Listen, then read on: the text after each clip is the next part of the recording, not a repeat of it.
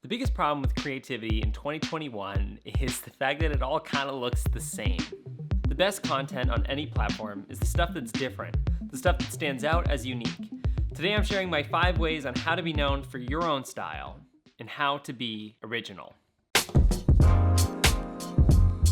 People actually reach out to me because they're like, oh, we want the Zach Ramelan type look, which is super weird and whatever. But I guess that's a thing. And I think us as most creatives, what we kind of strive towards is to be able to, be recognized for what our certain flavor is. When you think of a Christopher Nolan movie, a David Fincher film, J.J. Abrams, the art of Andy Warhol, you can associate what their flavor is to their name. They've built their own brand. And I feel like actually you're in a good position to start that right now. So I want to talk about 5 ways of how I've been able to establish my own style, my own original formulas and templates, and how you guys can do the same. Before we begin, this video is sponsored by Epidemic Sound. If you're wanting to have an original flavor to your videos, I highly recommend having unique music, and Epidemic Sound is one of the #1 platforms to do that. More info about that at the end of the video. Keep watching to hear more. Usually when you work for a company, they're gonna have a brand book. This is their outline. This comes with colors, fonts, stylistic sort of logos, their titles, graphics, you name it. And if you're doing a video or you're doing a post or whatever, they're gonna give you those assets to work with, to work from. And your own YouTube or online brand shouldn't shift away from that either. You should be able to build your own sort of brand guidelines. Well, how do you do that? I've actually incorporated a free downloadable link that you guys can take a look at in the description below, which has sort of like basics for you to work off of, figuring out what your colors are, your font. And the thing is, you don't have to pigeonhole yourself to this right away, but I would recommend looking for what your sort of style is. And if you were to think of like a Nike, they have their sayings, they have their logos, they have their branding.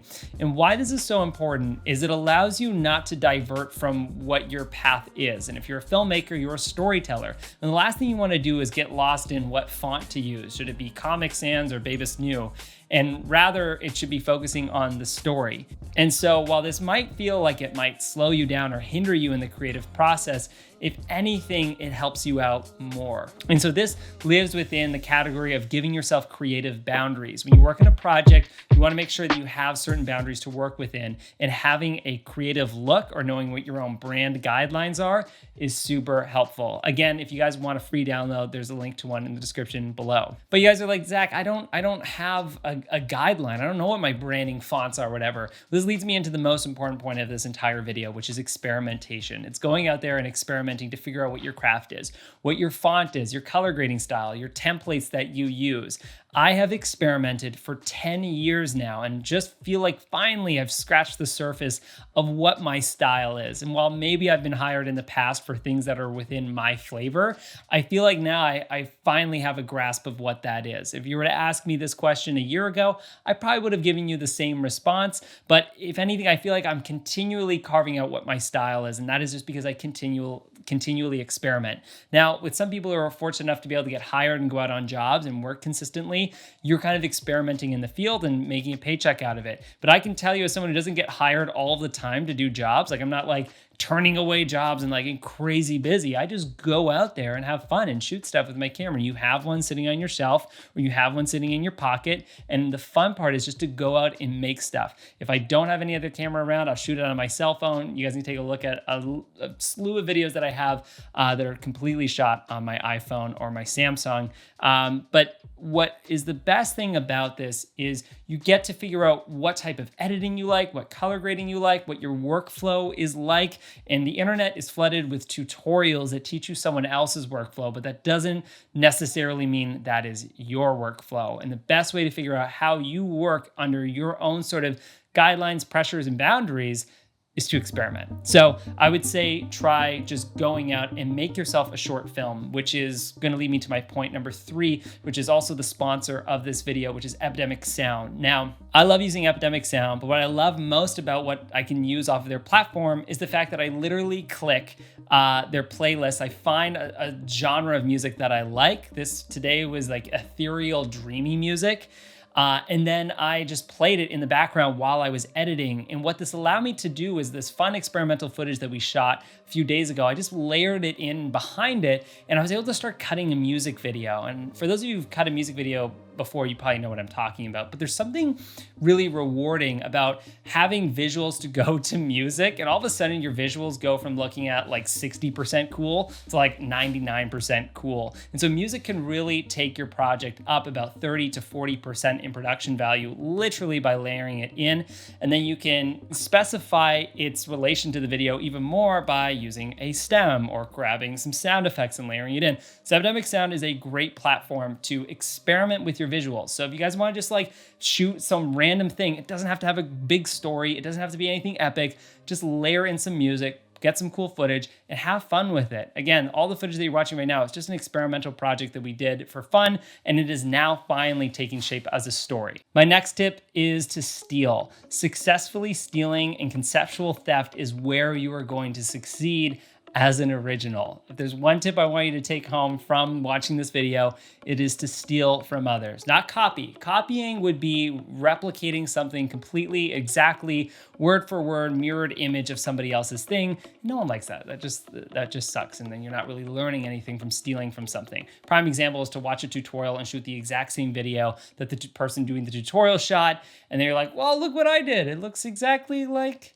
what this person did. No one's growing or gaining from it. But if you take something from, let's say, a tutorial, and you apply it to something brand new, let's say you watch a tutorial on how to edit a music video, and then you apply those tips to, let's say, a car commercial that you decide to shoot in your backyard, you're blending things together and you're successfully stealing. If you guys want to learn how to steal a little bit better from other people, I have a link to another video in the description below on the George Lucas formula. But essentially, the master thing to do is to actually look at what people are doing on other platforms and then steal from that. So for example, you can look at what folks are doing on, let's say, TikTok, and you see that there's certain trends that are really becoming famous on TikTok, and there's certain editing styles. Today, I watched like this thing on Instagram Reels where it's like 27 shots from this certain experience put into one video, and it's like this quick edit of 27 shots. I was like, this is such a cool concept for a video, but it lives on Instagram, so you can steal from Instagram, throw it onto YouTube, and immediately it seems original and unique because you're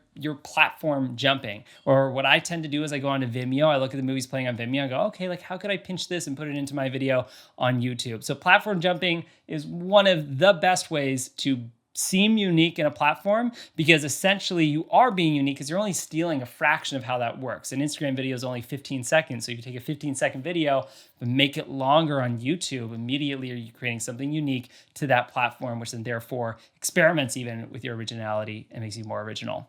My next point is to buy stuff. Not gear, not big camera lenses, lighting, red epic, scarlet, tangible stuff. As creatives, we really aim towards getting the tangibles because we think the tangibles are going to make us better creative. So we'll buy a new camera, a new lens, a new thing that we can put our hands on that we hardly ever use, a new gimbal system, whatever. And while it looks cool on the shelf and feels good in our hands when we first buy it, I highly recommend spending 1% of that budget that you put in towards camera gear and go online and buy some online products. Specifically, I actually think downloadable assets. There are websites out there that have downloadable assets. Some of my least regretful downloads have been these animated title fonts that I got from Tropic Color, these lower third titles that I got from Maddie Hipoya, LUTs that I have from Bounce Color, music from Epidemic Sound, different fonts that I've picked up over the years from different websites. A good spot is DAF Font. Long category is sound effects, film grain overlays like film burns and stuff and film frames, and just any sort of lookup table or LUT pack that you can get. Primarily, I use Bounce Color, but I also use Film Riot. And these websites I've added links to in the description below. I am not making any sort of affiliate money off of most of them. I think a few of them I make a bit of a kickback, but this is more just to share, like, get downloadable things, because I find when I'm on set, you have a smaller window to experiment, right? Like if you're on set, you're dealing with the daylight, you're dealing with the person you're working with, you're dealing with the weather. There's so many variables that give you a much smaller room for experimentation. But what that does is it actually gives you a huge realm of freedom and creativity to explore in post production. And post production nowadays, especially with the flexibility of things like Premiere Pro, where you can download these assets and bring them in, you have extensions on it. There are so many spaces for you to explore. If you guys do want to take a crack at exploring a little bit of what downloadable assets can do for you and just sort of have like full reign over something, I actually have my own download assets. You can get, I have over 100 online, which you guys can check out below. Everything from little color grades that I use, video effects, transitions, titles, that sort of stuff. And it really is fun just to be like, oh, why don't I put this in and try out a different overlay effect? And this is where I think the power of trying out new things and exploring what you have. And again, you don't have to spend a ton of money on things that you're buying on the internet. I would definitely say like titles, fonts, video color overlays, transitions and sound effects and music will go so much further than, let's say, this new $2,000 or $3,000 lens that you're looking at in the short term. It can really upgrade lower budget stuff to look higher quality. And what that also does is you go, okay, like these sound effects are my sound effects. Like for me, I have my cherry picked sound effects because I've given myself the time to explore those. It's like bell tings, little whooshes, swooshes, clicks, ticks. And those things are in my auditory stylistic brand book. And I only found that by just downloading a ton of stuff and playing around with it. And there's a ton of stuff that's in like my garbage pile. There's just things that I don't use. And that's the whole part of playing around and doing this stuff. And if you're looking for projects to work on to explore this stuff, try doing a YouTube video, try doing a talk to camera that no one sees, or maybe it is something that people see, you publish it just for fun. Another great area is to do free work. I've found most of my, I'd say, qualities of authenticity and originality through doing work for others. And sometimes it's just doing freebies. Now, obviously, free doesn't put money on the table and good intentions don't put food in your belly. But what does put food in your belly is opportunities that can lead to, money paying jobs. And I can promise you there's not been one job that I've done in the past that hasn't led to some sort of financial gain.